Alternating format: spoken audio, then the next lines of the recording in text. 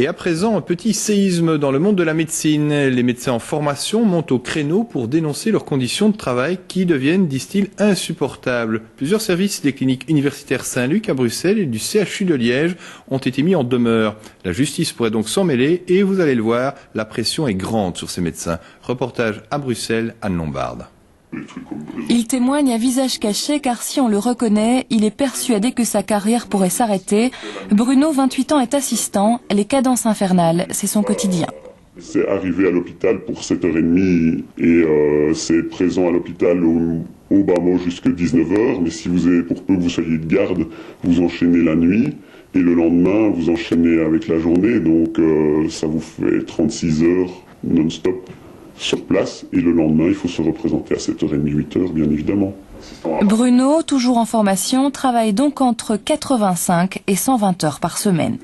Au quotidien, ça veut dire, oui, la fatigue, le ras-le-bol. Mais comme on adore ce qu'on fait, on tient. Il n'y a que ça qui nous fait tenir. Pour défendre leurs droits, une association de médecins en formation s'est pourtant constituée. Laurent a bien subi quelques pressions, mais comme ingénieur spécialisé en imagerie médicale, il risque moins gros. Il a donc décidé de dénoncer. Ça fait des années que les conditions de travail des médecins en formation dans un grand nombre de services sont proches de l'insupportable. Ça fait des années que des associations les dénoncent et ça fait des années que la situation perdure quand même. Donc nous, notre approche, c'est d'aller plus loin en termes juridiques.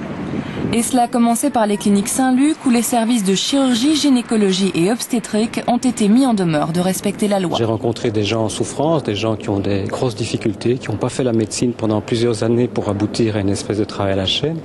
Et donc la mise en demeure qui est envoyée là, c'est un dernier signal ou c'est un SOS comme on voudra. Cadence infernale, risque accru d'erreur médicale. Aux cliniques Saint-Luc, on a refusé de faire le moindre commentaire. Mais si rien ne bouge dans les 30 jours, le combat des jeunes médecins se poursuivra.